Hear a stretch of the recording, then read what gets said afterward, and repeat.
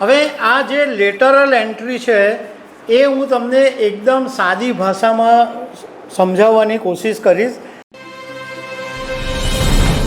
નમસ્કાર દર્શક મિત્રો, યુનિયન પબ્લિક સર્વિસ કમિશન યુપીએસસીના એક નિર્ણયની સામે કેન્દ્ર સરકારે પીછેહટ કરવાની નોબત ઊભી થઈ છે।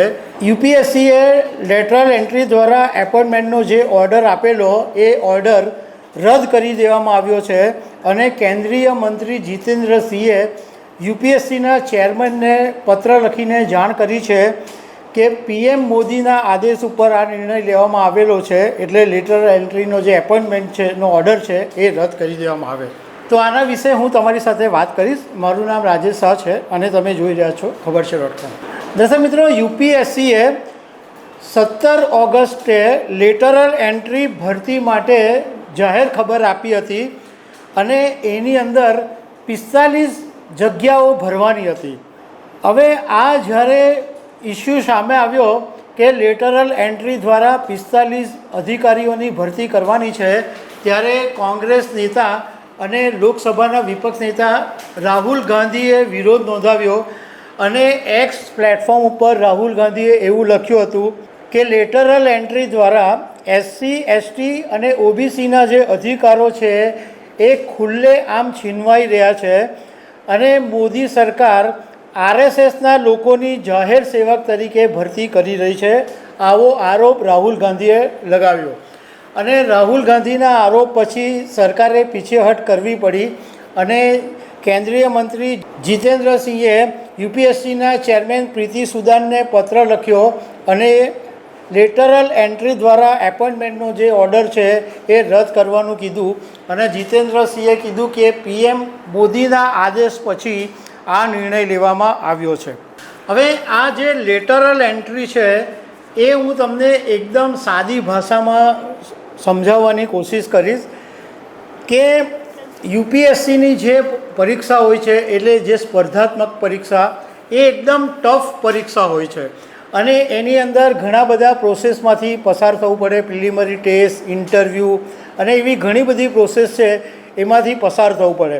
હવે ઘણા બધા એવા નિષ્ણાત લોકો હોય છે કે જેમણે યુપીએસસીની પરીક્ષા આપી નથી હોતી, પરંતુ એમના ક્ષેત્રની અંદર એ નિષ્ણાત હોય છે, મતલબમાં એ સબ્જેક્ટમાં માહિર હોય છે। હવે ઘણીવાર એવું બને કે યુપીએસસીની પરીક્ષા આપી દીધી હોય અને કલેક્ટર કે આઈએએસ ઓફિસર બને, પરંતુ સંભવત છે કે એમને બધા વિષયનું જ્ઞાન નહીં હોય, કોઈ એક વિષયનું એમને જ્ઞાન હોય, પણ ધારો કે એમને વોટર રિસોર્સનું જ્ઞાન નહીં હોય, ફાઇનાન્સનું ધ્યાન નહીં હોય, પણ અમુક લોકો એવા હોય છે કે જેની પાસે બધા વિષયોનું જ્ઞાન હોય છે અને એકદમ એક્સપર્ટ તરીકે કામ કર્યું હોય છે અને વર્ષો સુધી એ ફિલ્ડમાં એમણે કામ કર્યું હોય છે।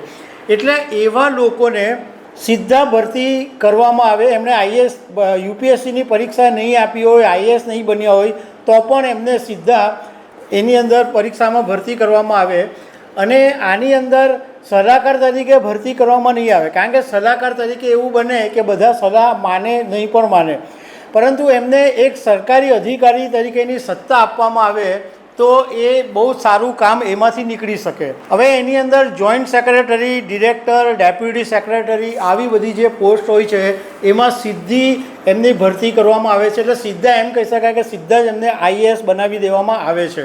આપણે જો 2-3 દાખલા હું તમને આપું કે ઇન્ફોસિસના એક જમાનાના જે ચેરમેન હતા નંદન નીલકેની, એમને કેન્દ્ર સરકારે એક જવાબદારી સોંપેલી આધાર કાર્ડની। હવે નંદન નીલકેની આઈએએસ નહોતા, પરંતુ એમણે જે આધાર કાર્ડનું દેશભરમાં કામ કર્યું એ આખું દેશ એનાથી જાણીતો છે, પરિચિત છે। તો આવા નંદન નીલકેની જેવા જે એક્સપર્ટ માણસો છે એ આવા લેટરલ એન્ટ્રી દ્વારા મળી શકે છે। એવી જ રીતના કોંગ્રેસમાં બી સામ પિત્રોડા છે, એ કોંગ્રેસે એમને સલાહકાર બનાવેલા અને ટેલિકોમની ક્રાંતિના જનક એમને કહેવામાં આવે છે। હવે સામ પિત્રોડા પણ આઈએએસ નહોતા, પરંતુ આ બધા જે લોકો છે એ પોતાના ક્ષેત્રની અંદર નિષ્ણાત હોવાને કારણે એમને ભરતી સરકાર એવું ઈચ્છતી હતી કે આવા બધા જે નિષ્ણાત માણસો હોય એમને તક આપવામાં આવે। હવે આમાં આખું એક પોલિટિક્સ ઊભું થઈ ગયું અને અનામતનો મુદ્દો આની અંદર લાવી દેવામાં આવ્યો.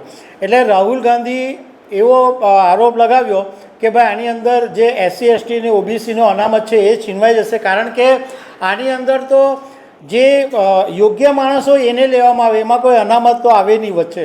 જે કેપેબલ હોય, જે ક્ષમતા હોય, જેની જે લાયક માણસો હોય એમને પસંદ કરવામાં આવે અને એની અંદર ખાનગી ક્ષેત્રમાંથી મોટી સંખ્યામાં આવા લોકો મળી શકે.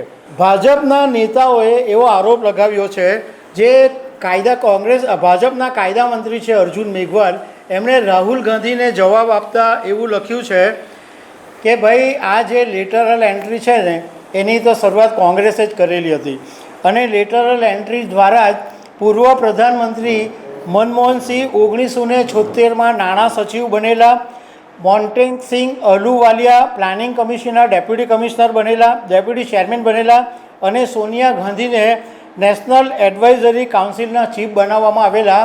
આ બધું લેટરલ એન્ટ્રીને કારણે શક્ય બનેલું હતું. 2018ની અંદર જ્યારે નીતિ આયોગે સૂચન કરેલું હતું કે 3 વર્ષના કોન્ટ્રાક્ટથી આવા લેટર એન્ટ્રી દ્વારા નિષ્ણાત માણસોની એપોઇન્ટમેન્ટ કરવી જોઈએ, એ પછી 2018ની અંદર કેન્દ્ર સરકારે એક આ રીતના નિયમ બનાવ્યો અને લેટરલ એન્ટ્રી દ્વારા એપોઇન્ટમેન્ટ કરવામાં આવી.